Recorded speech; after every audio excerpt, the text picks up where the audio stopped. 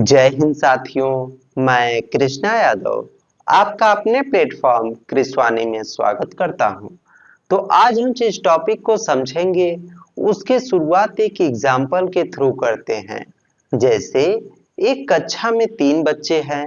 पहला बच्चा जो बहुत मेहनत करता है फिर भी पढ़ने और लिखने में गलती करता है। दूसरा बच्चा जो बोर्ड पर लिखा हुआ साफ नहीं देख पाता है। तीसरा बच्चा जो शिक्षक की बातों को सही ढंग से नहीं सुन पाता है। तो क्या तीनों बच्चों की समस्या एक जैसी है? नहीं। पहला बच्चा जिसको सीखने में कठिनाई यानी लर्निंग डिफिकल्टीज है।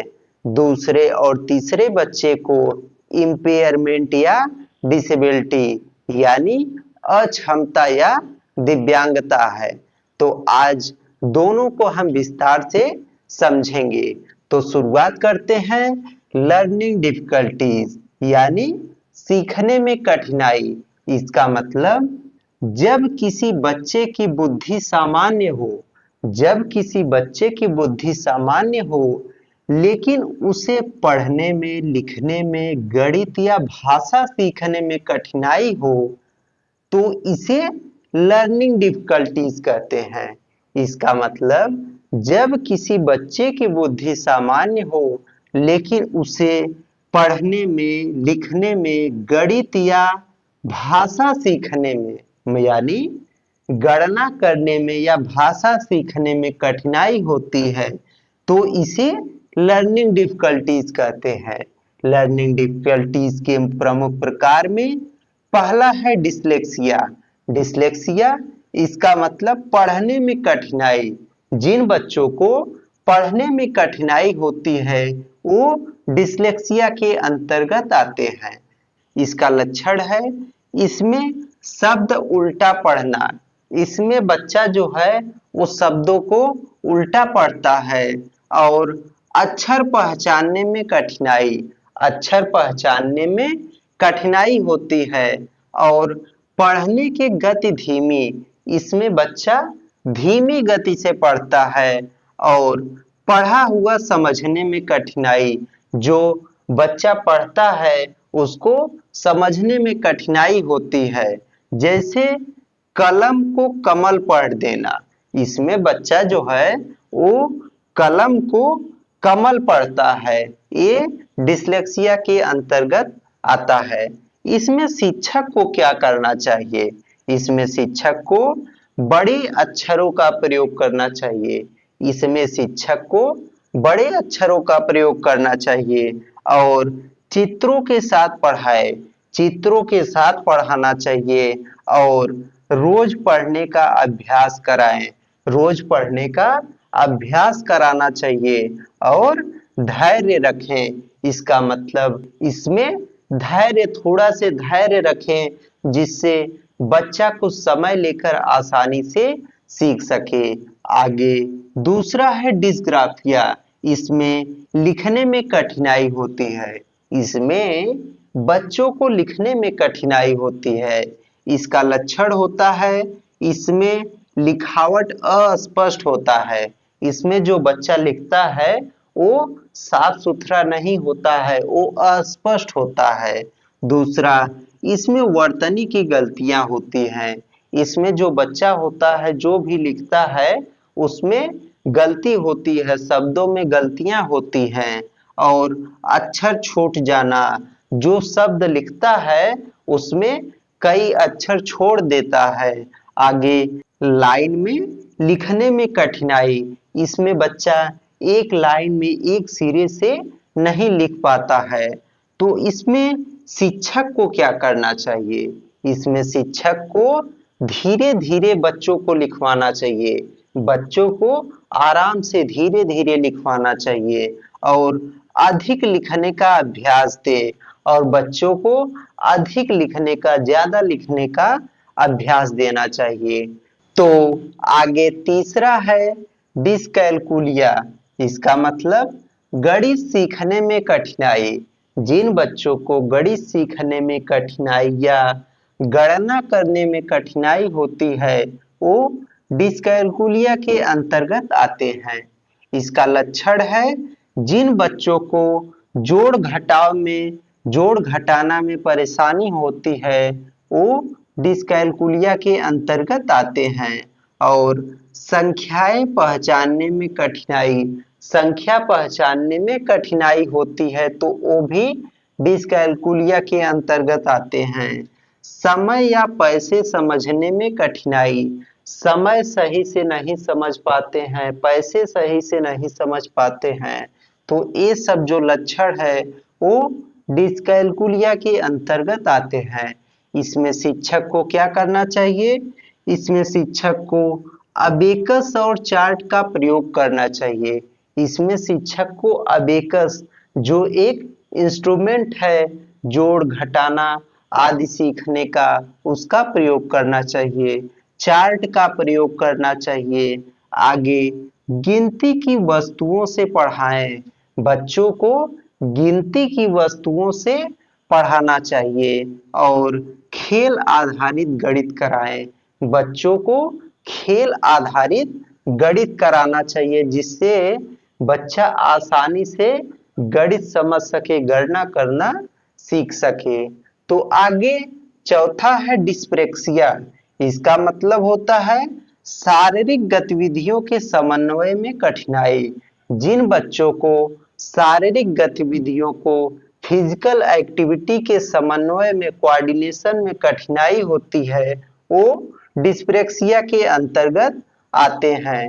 इसका लक्षण होता है इसमें पेंसिल पकड़ने में कठिनाई होती है। इसमें बच्चों को पेंसिल या पेन पकड़ने में कठिनाई होती है। और जूते के फीते बांधने में कठिनाई, जूते के फीते बांधने में भी परेशानी होती है। और आगे गेंद पकड़ने में कठिनाई, गेंद को बॉल को पकड़ने में भी कठिनाई होती है। ये सब लक्षण डिस्प्रेक्सिया के अंतर्गत आते हैं। इसमें शिक्षक को क्या करना चाहिए? इसमें शिक्षक को मोटर गतिविधियों का अभ्यास कराएं। शिक्षक को मोटर गतिविधियां फिजिकल एक्टिविटी कराना चाहिए, फिजिकल एक्टिविटी का प्रैक्टिस कराना चाहिए। और छोटे छोटे कार्य दें। इसमें बच्चों को छोटे छोटे बांट कर काम देना चाहिए। और धैर्य रखें। इसमें शिक्षक को धैर्य रखना चाहिए। बच्चा थोड़ा समय लेकर अच्छे से सीख सकता है। अब आगे पांचवा है ADHD। इसका full form attention deficit hyper activity disorder. इसका मतलब होता है ध्यान की कमी और अत्यधिक सक्रियता। जिन बच्चों में ध्यान की कमी होती है, अत्यधिक सक्रियता होती है, वो ADHD के अंतर्गत आते हैं। इसके लक्षण में ध्यान जल्दी भटकना। इसमें बच्चों का ध्यान जल्दी भटकता है। एक जगह नहीं बैठ पाना। इसमें बच्चा एक जगह नहीं बैठ पाता है। और बिना सोचे बोलना, बिना सोचे बोल देता है कुछ भी। और काम अधूरा छोड़ जाना। इसमें जो भी बच्चा जो काम करता है काम अधूरा ही छोड़ जाता है। तो ये लक्षण जो है ADHD के अंतर्गत यानी attention deficit hyper activity disorder के अंतर्गत आते हैं। तो इसमें शिक्षक को क्या करना चाहिए? इसमें छोटे छोटे कार्य दे। इसमें बच्चों को छोटे छोटे कार्य देना चाहिए और सकारात्मक प्रोत्साहन दे। इसमें बच्चों को सकारात्मक प्रोत्साहन देना चाहिए और बीच बीच में ब्रेक दे और बीच बीच में ब्रेक देना चाहिए। और सामने बैठाएं। इसमें बच्चों को सामने बैठाना चाहिए जिससे ध्यान की कमी ना हो, ध्यान बराबर लगा रहे। तो ये था ADHD यानी attention deficit hyper activity disorder.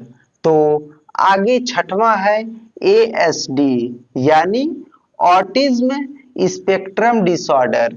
इसका मतलब होता है सामाजिक संपर्क संचार और व्यवहार में कठिनाई। इसमें बच्चों को सामाजिक संपर्क करने में, संचार में और व्यवहार में कठिनाई होती है।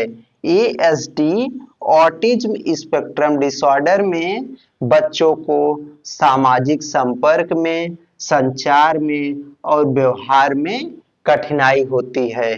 इसका लक्षण होता है इसमें आंखों में देखकर कम बात करना। इसमें बच्चे आंखों में देखकर बात नहीं करते हैं, नजर नहीं मिलाते हैं और अकेले रहना पसंद करना। इसमें बच्चा अकेले रहना पसंद करता है और दिनचर्या बदलने पर परेशान। और इसमें बच्चा अपनी दिनचर्या बदलने में परेशान रहता है। तो इसमें शिक्षक को क्या करना चाहिए? इसमें शिक्षक को शांत वातावरण दें। इसमें बच्चों को शांत वातावरण देना चाहिए और स्वस्थ और छोटे निर्देश दे। शिक्षक को स्वस्थ और छोटा निर्देश देना चाहिए। आगे चित्रों और विजुअल एड्स का प्रयोग करें। शिक्षक को चित्रों के माध्यम से और विजुअल एड्स के थ्रू समझाना चाहिए, उसका प्रयोग करना चाहिए। आगे बच्चे की गति से सिखाएं। बच्चे की जो गति सीखने की है उससे सिखाना चाहिए।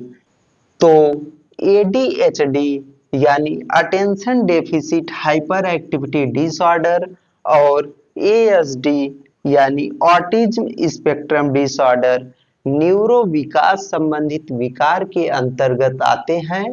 तो इस प्रकार पार्ट फर्स्ट जो लर्निंग डिफिकल्टीज थी ये पूरी हुई। अब दूसरे पार्ट में इम्पेयरमेंट या डिसेबिलिटी को आगे पढ़ते हैं। अब आगे इम्पेयरमेंट या डिसेबिलिटी यानी अक्षमता या दिव्यांगता। इसका मतलब जब शरीर के किसी अंग, इंद्रिय या मानसिक कार्य क्षमता में कमी या हानि हो तो उसे इम्पेयरमेंट यानी अक्षमता कहते हैं। जब शरीर के किसी अंग, जब शरीर के किसी पार्ट, इंद्रिय, पांचों इंद्रिय में से या मानसिक कार्य क्षमता में या मानसिक जो कार्य क्षमता है उसमें कमी या हानि हो, उसमें कमी या हानि हो तो उसे इम्पेयरमेंट यानी अक्षमता कहते हैं। यदि इसका प्रभाव व्यक्ति के दैनिक जीवन और सीखने पर पड़ता है, यदि इसका प्रभाव व्यक्ति के दैनिक जीवन और सीखने पर पड़ता है तो इसे डिसेबिलिटी यानी दिव्यांगता के रूप में देखा जाता है। जब शरीर के किसी अंग, इंद्रिय या मानसिक कार्य क्षमता में कमी या हानि हो तो उसे इम्पेयरमेंट यानी अक्षमता कहते हैं। यदि इसका प्रभाव व्यक्ति के दैनिक जीवन और सीखने पर पड़ता है तो इसे डिसेबिलिटी यानी दिव्यांगता के रूप में देखा जाता है। इम्पेयरमेंट या डिसेबिलिटी के प्रमुख प्रकार में पहला है विजुअल इम्पेयरमेंट यानी दृष्टि बाधिता।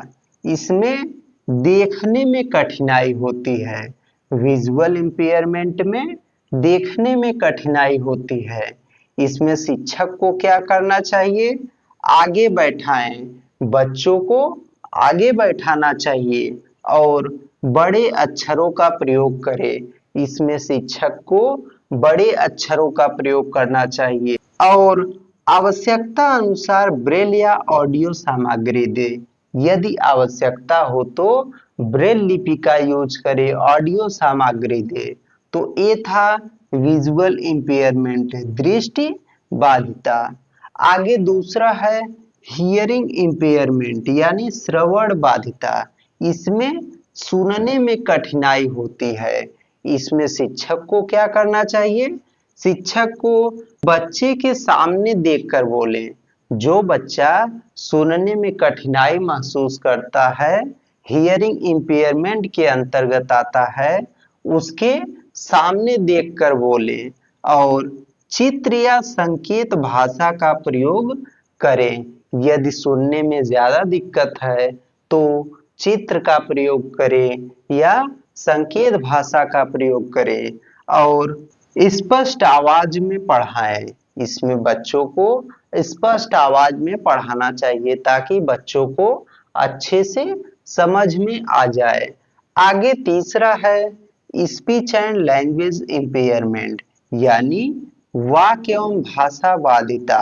इसमें बोलने या भाषा व्यक्त करने में कठिनाई होती है। वाक्य एवं भाषा बाधिता में स्पीच एंड लैंग्वेज इम्पेयरमेंट में बोलने या भाषा व्यक्त करने में कठिनाई होती है। तो इसमें शिक्षक को क्या करना चाहिए? शिक्षक को इसमें पूरा समय दे। शिक्षक को पूरा समय देना चाहिए जिससे बच्चा समझ सके। आगे मजाक ना बनने दे, बच्चे का मजाक ना बनने दे। यदि बच्चा बोलने में या भाषा व्यक्त करने में कठिनाई महसूस करता है या बोलने में दिक्कत महसूस करता है तो उसका मजाक ना बनने दें। आगे आवश्यकता होने पर स्पीच थेरेपी की सलाह दें। यदि आवश्यकता समझ में आए तो बच्चों को स्पीच थेरेपी कराने की सलाह देनी चाहिए। अब आगे चौथा है लोकोमोटर डिसेबिलिटी यानी चलने फिरने की दिव्यांगता। इसका मतलब होता है हाथ पैर या शरीर की गति प्रभावित होना। जिसमें हाथ पैर या शरीर की गति प्रभावित होती है उसे लोकोमोटर डिसेबिलिटी यानी चलने फिरने की दिव्यांगता की श्रेणी में रखा जाता है। तो इसमें शिक्षक को क्या करना चाहिए? इसमें रैंप की व्यवस्था करें। शिक्षक रैंप की व्यवस्था करें और आरामदायक बैठने की व्यवस्था करें। आरामदायक बैठने की व्यवस्था करें बच्चों के लिए और सभी गतिविधियों में भाग लेने का अवसर दें। बच्चों को सभी एक्टिविटी में भाग लेने का अवसर दें। तो आगे पांचवा है इंटेलेक्चुअल डिसेबिलिटी यानी बौद्धिक दिव्यांगता। इसका मतलब होता है बौद्धिक क्षमता सामान्य से कम होना। जब बौद्धिक क्षमता सामान्य से कम होती है तो बौद्धिक दिव्यांगता यानी इंटेलेक्चुअल डिसेबिलिटी के अंतर्गत रखा जाता है। इसका लक्षण होता है इसमें सीखने में अधिक समय लगना। इसमें बच्चा सीखने में अधिक समय लगाता है और दैनिक कार्यों में सहायता की आवश्यकता। सभी दैनिक कार्यों में सहायता की आवश्यकता होती है। आगे इसमें शिक्षक को क्या करना चाहिए? इसमें शिक्षक को छोटे छोटे चरणों में पढ़ाए। छोटे छोटे स्टेप्स में पढ़ाना चाहिए बच्चों को। बार बार अभ्यास कराए। बार बार अभ्यास कराना चाहिए और व्यक्तिगत ध्यान दे। जिन बच्चों को ये दिव्यांगता है उसको व्यक्तिगत ध्यान देना चाहिए। तो ये था इम्पेयरमेंट या डिसेबिलिटी। अब आगे लर्निंग डिफिकल्टी और इम्पेयरमेंट में अंतर को समझते हैं। लर्निंग डिफिकल्टी, इम्पेयरमेंट या डिसेबिलिटी। लर्निंग डिफिकल्टी में सीखने की प्रक्रिया में कठिनाई होती है। इसमें जो सीखने की प्रक्रिया होती है उसमें कठिनाई होती है। और इम्पेयरमेंट या डिसेबिलिटी में इसमें शरीर, इंद्रियों या मानसिक कार्य क्षमता में कमी होती है। इसमें शरीर में, इंद्रियों में या मानसिक कार्य क्षमता में कमी होती है। लर्निंग डिफिकल्टी में इसमें बुद्धि सामान्य हो सकती है और इम्पेयरमेंट या डिसेबिलिटी में इसमें किसी अंग, इंद्रिय या बौद्धिक क्षमता में कमी हो सकती है। इसमें किसी अंग में, इंद्रिय में या बौद्धिक क्षमता में कमी हो सकती है।